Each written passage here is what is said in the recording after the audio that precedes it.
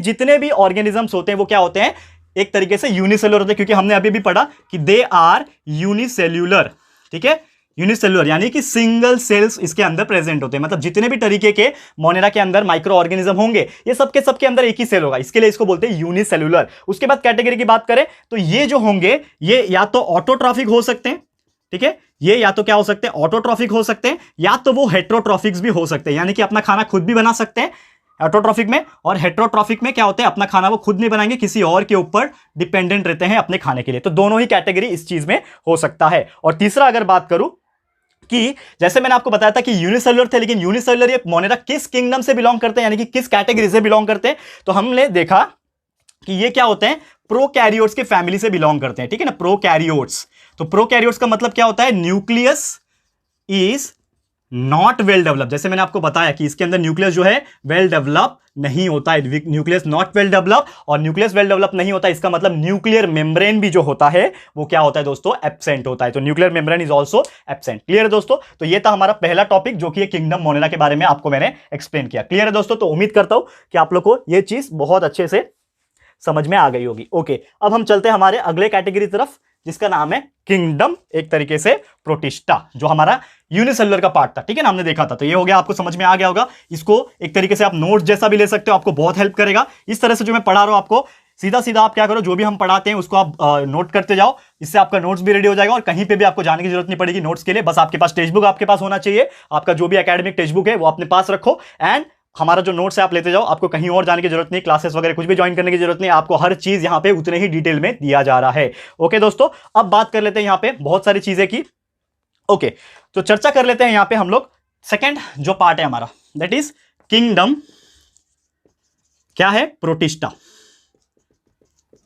अब kingdom protista क्या होता है, अभी अभी हमने चर्चा किया दोस्तों किंगडम प्रोटिस्टा का, यहां पे एक चर्चा किया, क्या किया कि किंगडम प्रोटिस्टा बिलोंग करता है यूनिसेलुलर कैटेगरी में, लेकिन वो बिलोंग करता है यूकैरियोट। तो सबसे पहले पॉइंट्स तो हमारा यही बन जाएगा कि वो क्या है, यूकैरियोट्स है। ठीक है, यूकैरियोट्स यानी कि क्या होता है यूकैरियोट्स में, nucleus is well developed. Nucleus जो है वो क्या है, वेल डेवलप्ड है।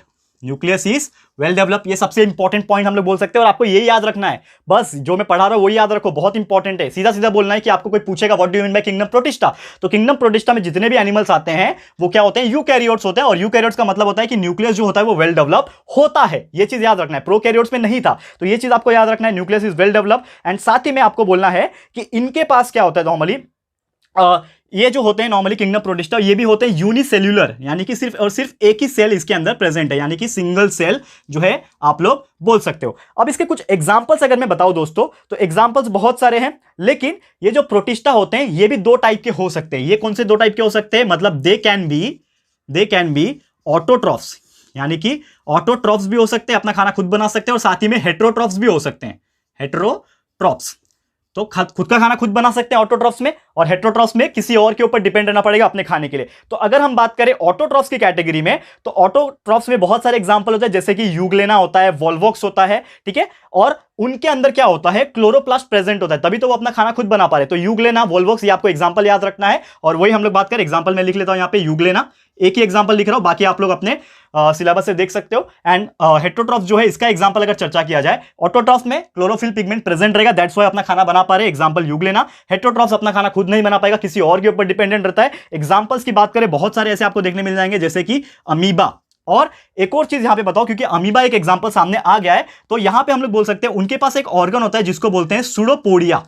उनके पास क्या होता है, एक स्पेसिफिक स्पेशल ऑर्गन होता है जिसको हम लोग बोलते हैं सूडोपोडिया, या फिर क्या होता है, फ्लैजेला होता है। फ्लैजेला आप लोग डायग्राम में भी देख सकते हो, ठीक है, फ्लैजेला होता है। तो ये क्या करता है, उनको लोकोमोशन करने में, या फिर जैसे कि आपको पता है दोस्तों, अगर वो कहीं पे भी रह रहे हैं तो उनको लोकोमोट करना, यानी एक दूसरे से एक डायरेक्शन में जाना है कहीं पे। जैसे कि हम लोग होते हैं स्विमिंग करते हैं तो क्या करते हैं, अपना पैर हिलाते हैं, हाथ पैर मारते हैं, ठीक है ना, ताकि हम लोग आगे बढ़ सके। वैसे ही जो अमीबा होते हैं, और एक तरीके से बहुत सारे ऑर्गेनिज्म होते हैं, पैरामीशियम होता है, हर एक के पास कुछ ना कुछ ऑर्गन होता है। पैरामीशियम के पास सीलिया होता है, वही यहां पे बात करें एक तरीके से फ्लैजेला होता है, सीलिया होता है, एंड यहां पे सूडोपोडिया होता है अमीबा के पास, कि वो उससे हेल्प से लोकोमोशन कर पाए, चलना फिरना कर पाए पानी के अंदर। एंड साथ ही में उसी से वो अपना खाना भी लेते हैं, यानी कि इंजेक्शन, फूड को इंजेक्शन करने के लिए और फूड को बाहर निकालने के लिए ये जो ऑर्गन्स है ये बहुत इंपॉर्टेंट है। लोकोमोटरी ऑर्गन्स भी बोलते हैं और फूड इंजेक्शन ऑर्गन्स भी बोलते हैं। क्लियर है दोस्तों, तो उम्मीद करता है कि ये एग्जांपल भी आपको समझ में आ गया। तो ये था हमारा सेकंड किंगडम, जिसको हम लोग बोलते हैं किंगडम प्रोटिस्टा।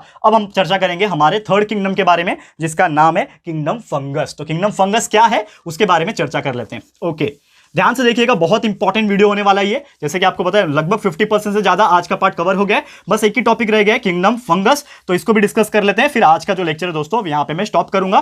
फिर आने वाला जो भी पार्ट रहेगा उसको हम लोग अगले लेक्चर में खत्म कर देंगे, ये पूरा चैप्टर को फटाफट से, एंड आप लोग को बहुत ज्यादा हेल्प मिलेगा उससे। ओके, तो क्या है हमारा kingdom third? That is kingdom fungus. ठीक है, तो किंगडम फंगस क्या है उसको हम लोग थोड़ा सा चर्चा कर लेते हैं। ठीक है, दैट इज हेडिंग डाल लेते हैं third one, that is kingdom fungus. ठीक है, फंगस भी बोल सकते हैं इसको, फंगाई भी आपने सुना होगा, इसको फंगाई के नाम से भी जाना जाता है। जो भी आपको बोलना है दोस्तों आप बोल सकते हो, किंगडम फंगस और किंगडम फंगाई। ओके, तो सबसे पहली बात, आपने फंगस कहां देखा था? आपने देखा था वो जो हमारा क्लासिफिकेशन आपने देखा था, तो फंगस जो था वो हमारे मल्टी सेलुलर के पार्ट में आता था। तो सबसे इंपॉर्टेंट इसका कैरेक्टरिस्टिक्स वही बनता है कि ये क्या होते हैं, मल्टी सेलुलर होते हैं, यानी कि इनके अंदर बहुत सारे टाइप के सेल्स प्रेजेंट है, मेनी सेल्स आप बोल सकते हो। ठीक है, it consist of many cells. Multi cellular मतलब मोर देन 2 सेल्स इसके अंदर प्रेजेंट है, बहुत सारे सेल्स इसके अंदर प्रेजेंट है। ये हो गया पहला कैरेक्टरिस्टिक्स फंगस का। साथ में अगर हम बात करें, फंगस जो हमने देखा था वो किसमें था, यूकैरियोट्स की कैटेगरी में आता था। तो मतलब हम लोग बोल सकते हैं ये क्या है, यूकैरियोट्स है। ठीक है ना, यूकैरियोट्स, यानी कि इसके अंदर भी जो न्यूक्लियस प्रेजेंट है वो क्या है, वेल डेवलप प्रेजेंट है, अच्छे से न्यूक्लियर मेम्ब्रेन प्रेजेंट होगा इसके अंदर, इसी के लिए ये इसका जो न्यूक्लियस होगा वो वेल डेवलप होगा। ये हो गया हमारा सेकंड पॉइंट। और थर्ड पॉइंट की अगर हम बात करें कि इनका जो नेचर होता है, अगर हम बात करें जितने भी फंगस का एग्जांपल ले लो, आपने देखा होगा फंगस का example mushroom, it is one of the best example. तो मशरूम ग्रीन कलर का नहीं होता है, मतलब आप सीधा सीधा क्या बोल सकते हो कि ये क्या है, नॉन ग्रीन है। नॉन ग्रीन का मतलब क्या होता है, they are heterotrophs, they are heterotrophs. ज्यादातर क्या होता है, ये हेट्रोट्रॉफ्स होते हैं और अपना खाना खुद नहीं बनाते, किसी और के ऊपर डिपेंड रहते हैं। ठीक है ना, हेट्रोट्रॉफ्स लिख दिया मैंने गलती से, आप लिख सकते हो प्रॉपर स्पेलिंग हेट्रोट्रॉफ्स।